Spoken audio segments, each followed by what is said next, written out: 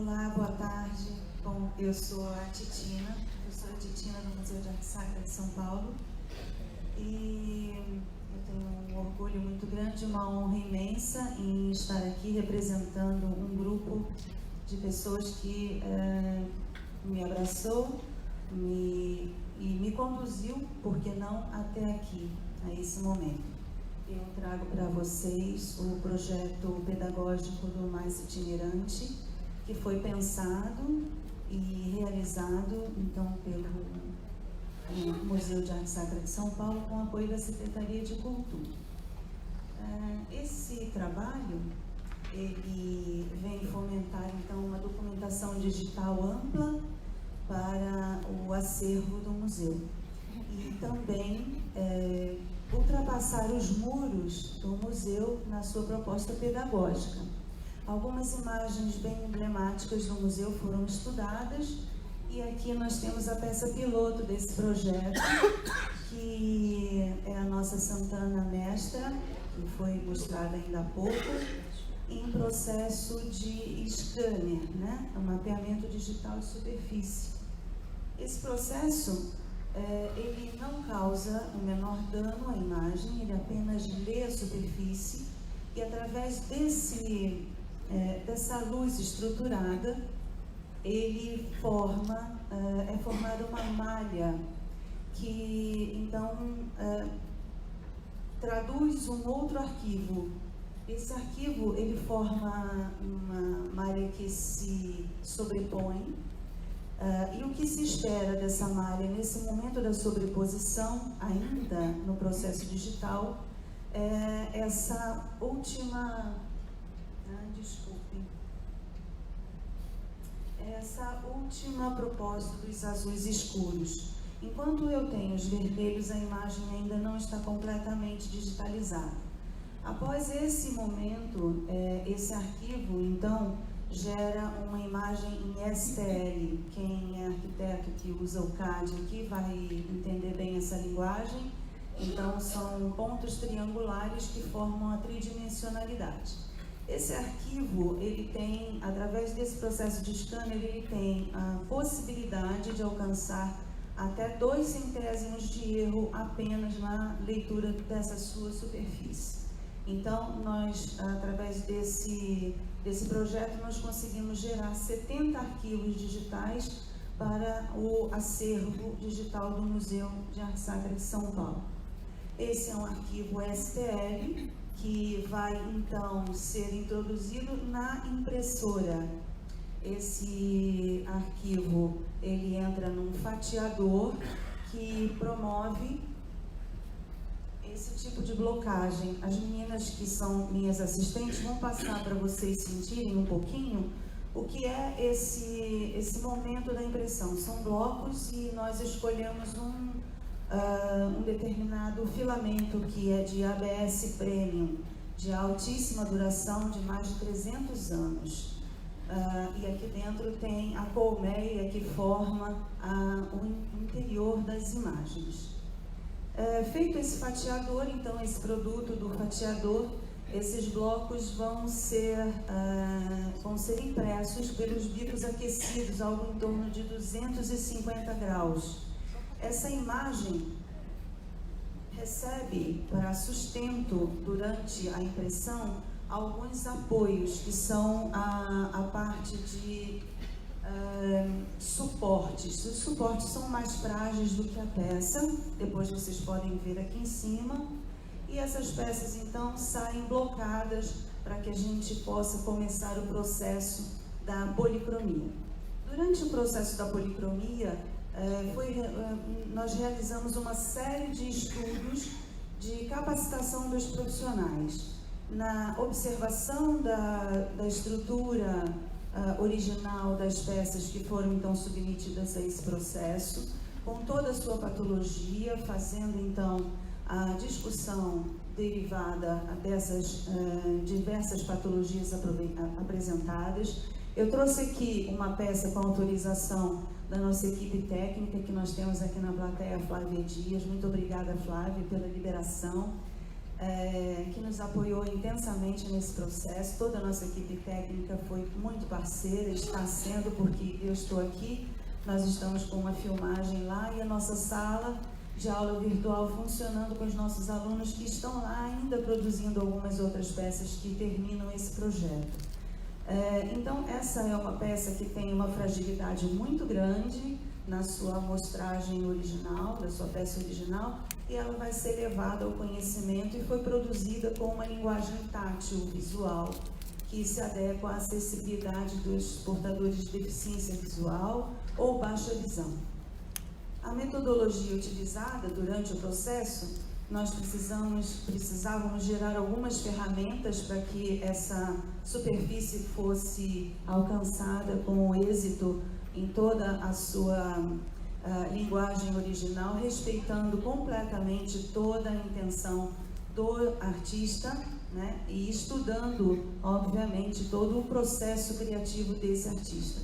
Aqui nós vimos durante todas essas exposições a linguagem do artista como é importante e a interpretação desse artista diante da obra por ele produzida. Então nós tivemos esse cuidado de observar e estudar os artistas para reproduzi-los fielmente. A blocagem aqui da nossa Santana mestra, então, para ainda ser submetido ao processo de colagem, e eles foram totalmente fotografados e a documentação consta. Quantos blocos foi gerada uma documentação paralela à documentação original de acervo, então informando o número de blocos gerados na impressão, e toda a documentação vinha com um tag paralelo do acervo, e nós tivemos então uma documentação gerada / réplica com autorização da Secretaria de Cultura. Também a documentação fotográfica foi de forma bem extensa, todas as peças foram infinitamente fotografadas em todo o seu processo criativo. A união dos blocos aqui, então eu apresento o adesivo utilizado, nós usamos o cianoacrilato, que é o mais compatível, e existe uma fusão química, então todos esses blocos eles se unem de maneira bem definitiva. Qualquer erro que possa ter existido durante a impressão foi trabalhado para que não houvesse essa diferenciação, então as réplicas estão fidedignas, não só com a retirada, mas também com a adição de alguns volumes que por acaso não saíssem em peças muito pequenas. Aqui a exaustão no preparo dessa superfície. Eu trouxe aqui uma peça ainda no preparo, mediano, de um marfim. Essa é uma peça do nosso acervo, que ele se transformou em marfim, depois vocês podem senti-lo no toque. Alguns solventes também foram utilizados, como metil, etilcetona e acetona PA, porque o ABS é sensível a esse tipo de solvência, né? E massas diversas acrílicas que fizeram a transformação do plástico em superfície adequada. Então, a nossa preocupação era que, para que essas peças, ao toque, na deficiência visual ou baixa visão, ela pudesse fornecer ao fruidor esse tipo de proposta da matéria, não só o marfim, como a madeira, como o barro. Então essa foi a grande preocupação durante toda a geração dessas obras, não só a cópia real, mas também a produção dessa superfície.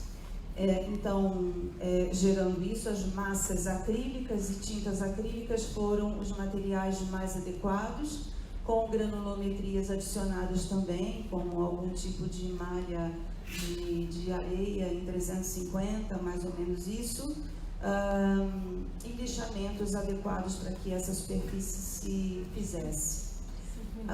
Também um estudo de colorimetria se fez, bem intenso durante todo o trabalho. Todas as imagens agrega-se então uma ficha colorimétrica.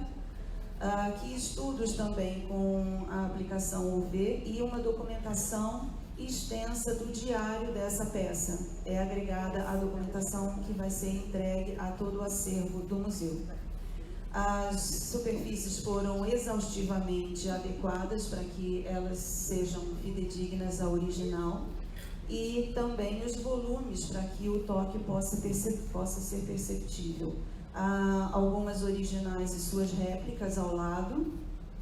A nossa Santana Mestre, de novo, que foi a nossa peça piloto, foi o meu maior desafio no início desse projeto. Então, assim, adequando as perdas, lacunas de perdas antigas. Aqui o Menino Jesus do Templo, que é uma peça bastante emblemática. O nosso maior desafio, que eram os craquelês, e por sobreposições de massa e bastante conversa em relação a esses desprendimentos, nós conseguimos atingir a original e a réplica com um resultado bastante satisfatório. Aqui parte da nossa equipe trabalhando em várias imagens, o nosso Senhor dos Passos, que deu um tombo muito grande em muitos de nós, uma réplica bastante difícil. A adequação de superfícies híbridas, né, com bastante dificuldade, como aqui a aplicação de um cravo. Essa peça é de marfim e traz um cravo de metal envelhecido. Nós fizemos essa adequação e os estudos de toda a superfície policromada, gerando conhecimentos diversos na sua compreensão das patologias. Uma grande inclusão também se fez, e eu sou mestra de tecnologia da educação, então todo o nosso processo foi adequado em uma sala de aula virtual, que está assim, recebendo hoje a nossa está recebendo a nossa transmissão ali. E em todo o processo, os alunos que não poderiam estar presentes receberam as informações que foram dadas durante a construção das obras e as conclusões que nós tiramos. Aqui uma grande alegria, uma grande alegria pelo objetivo alcançado, né? Cada peça que a gente conseguia atingir e conseguia ver o olhar da equipe técnica quando ia receber as peças e dizer qual delas era o nosso carimbo de que as coisas estavam correndo corretamente. Alguns vernizes para envelhecimento do marfim, que aqui está representado. Nesse momento eu chamo a atenção também para as etiquetas que foram todas representadas. Há alguns adornos que foram feitos na sua materialidade original. Nós procuramos entender essas matérias para poder executar esses adornos de maneira fidedigna também, com tinturas naturais, anilinas e artesanias diversas. Aqui a parte interna da peça também não foi esquecida, onde todo o processo do barro e da materialidade com a qual a peça foi executada também pudesse ser estudada e observada.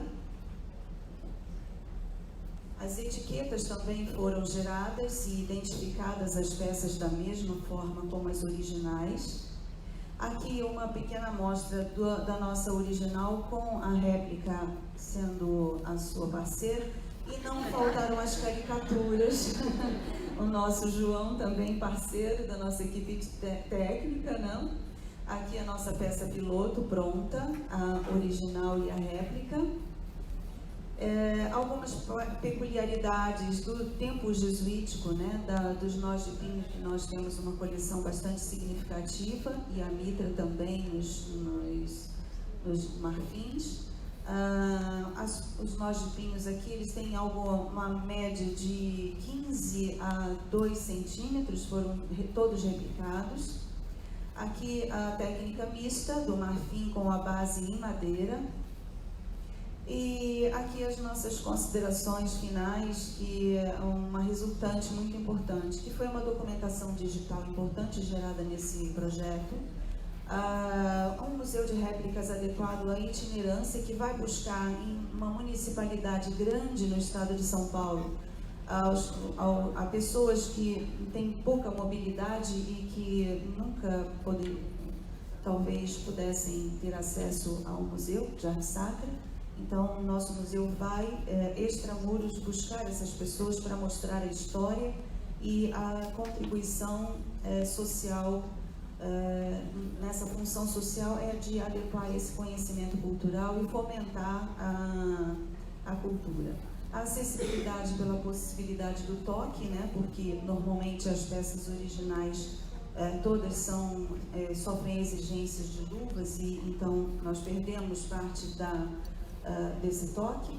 E a capacitação profissional gerada nesse projeto a todos os participantes, que eu gostaria de deixar aqui então o meu mais profundo agradecimento ao Museu de Arte Sacra, que pensou e possibilitou essa realização, à Secretaria de Cultura do Estado de São Paulo. Eu gostaria de pedir às minhas assistentes que levantassem, que são meus braços extras e a minha mente também.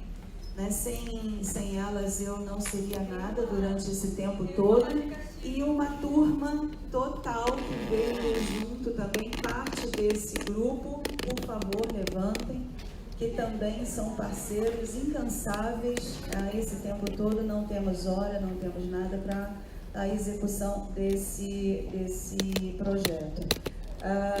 Aos colaboradores todos da equipe técnica que possibilitaram então a esse projeto existir, o meu muito obrigado, e principalmente a Deus por me permitir estar aqui hoje falando com vocês. Muito obrigada.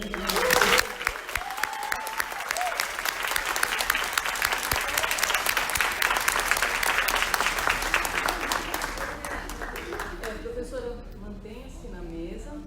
Gabriela, por favor, junte-se a nós.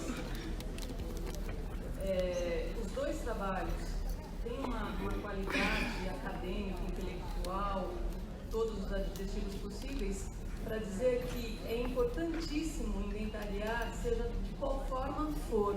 Sim.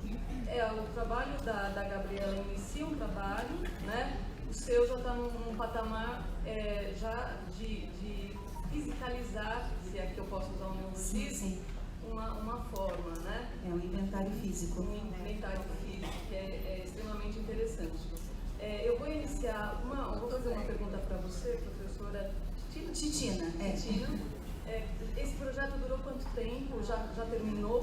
Quanto tempo foi que vocês se debruçaram sobre isso? Nós tínhamos uma proposta inicial até julho. Isso foi formado um curso de capacitação dos alunos que se dedicaram a essa experimentação, e nós ultrapassamos um pouco o prazo por causa da dificuldade das diversas imagens que se apresentam. A materialidade é muito diversa, e então nós estamos executando com extremo cuidado para que realmente o resultado seja adequado à peça original.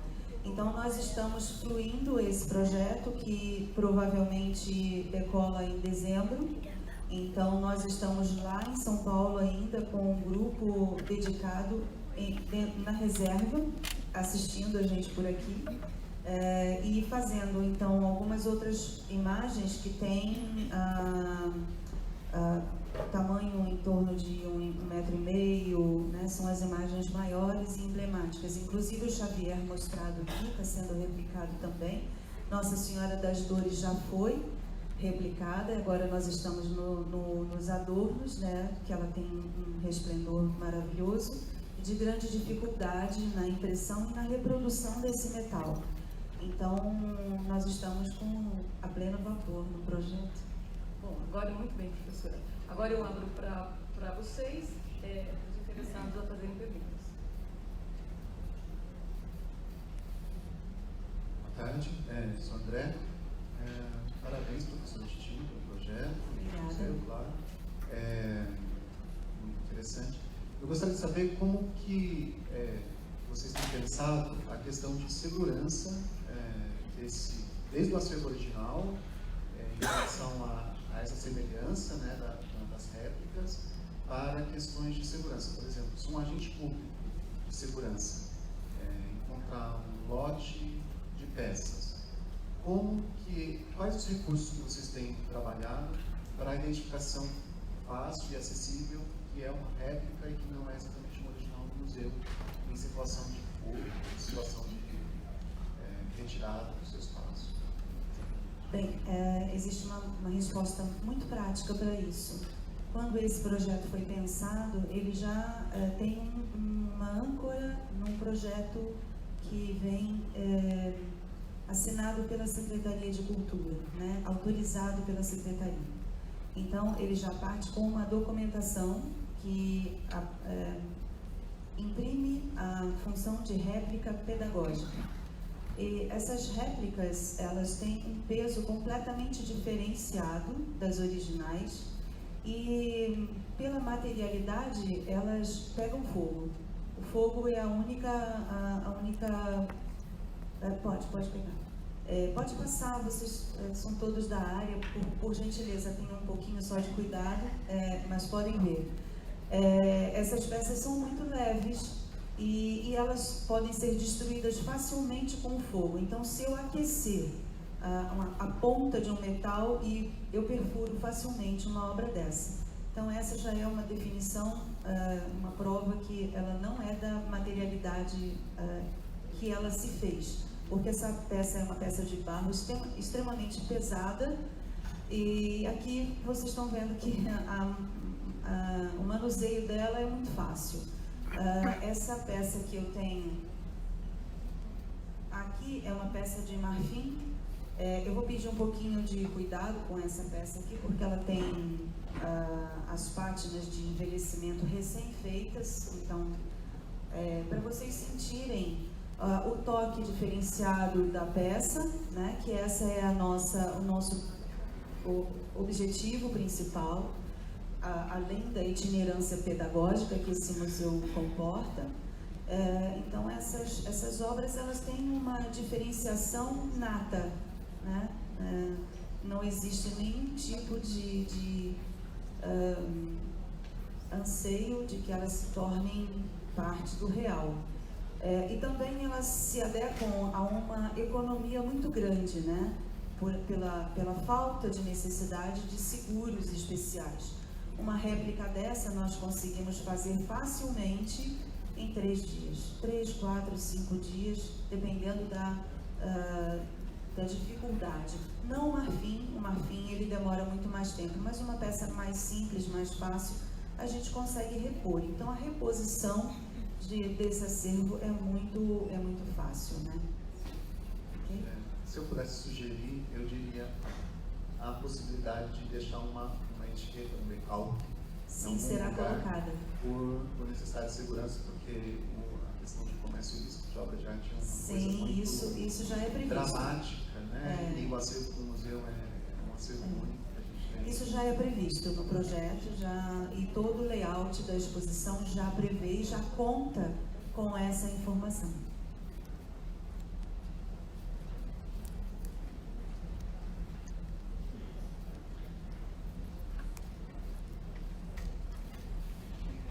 Eu queria que você explicasse melhor a ideia do projeto de pedagogia itinerante.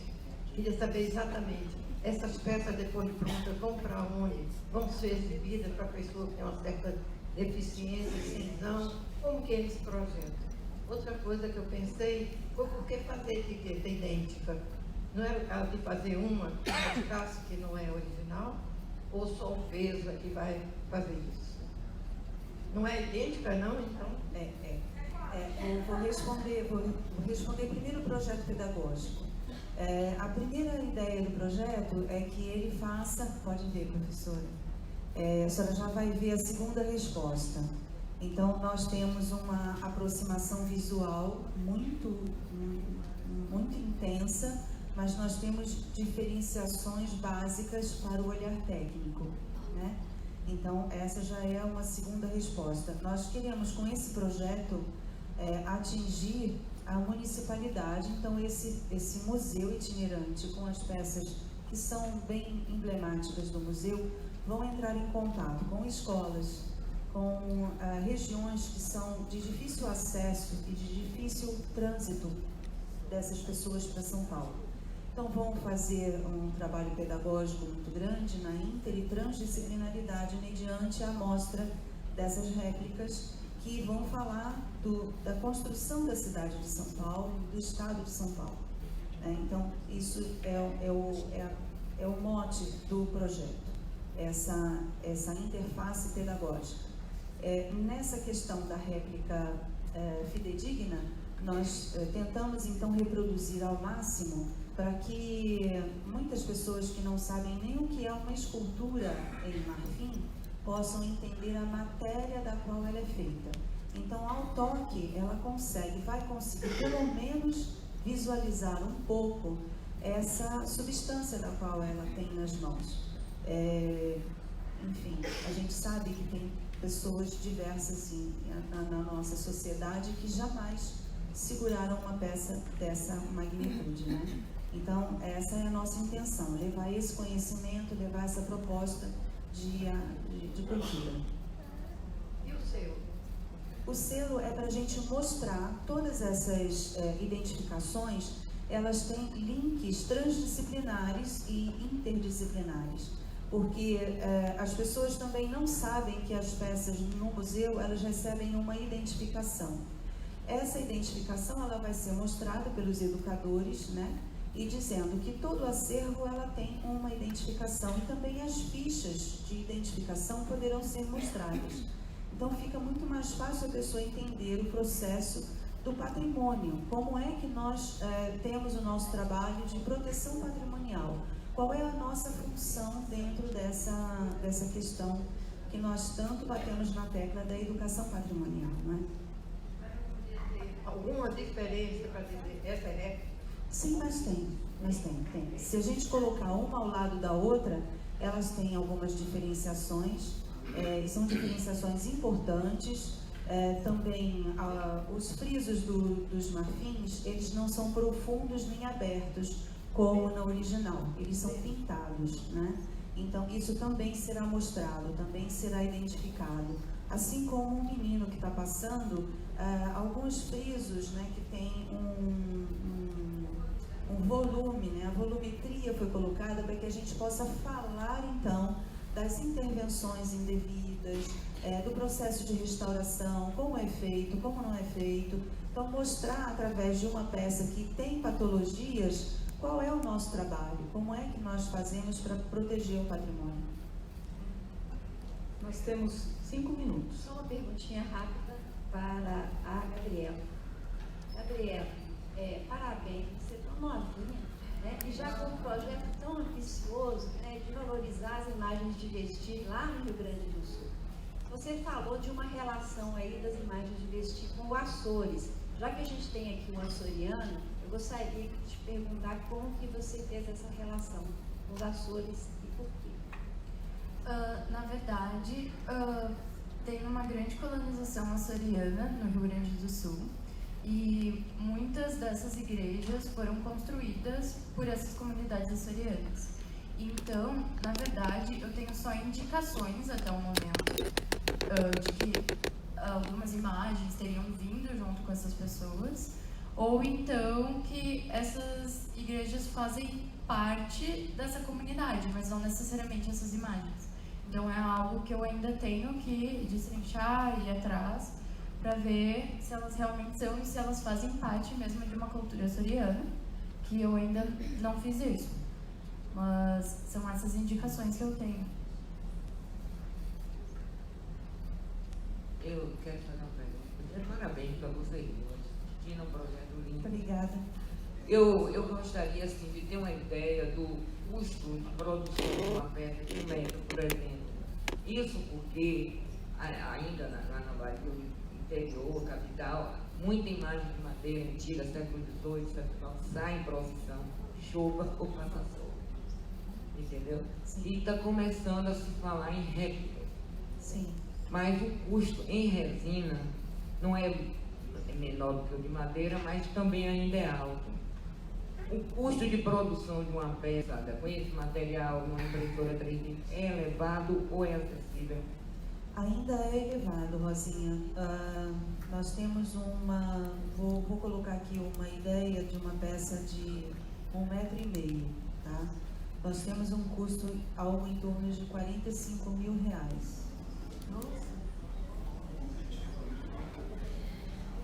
Queridos, eu vou ter que encerrar esse momento importante. Uma pergunta rapidinha?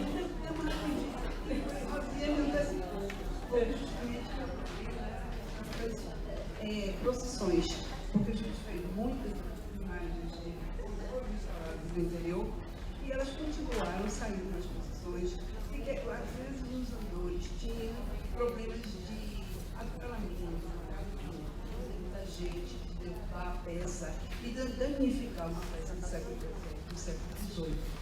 Então, quando trabalho que eu sou fantástico, eu pensei muito no sentido de ter essa utilização. Não sei se seria possível, mas era uma coisa para sair das procissões. Para sair.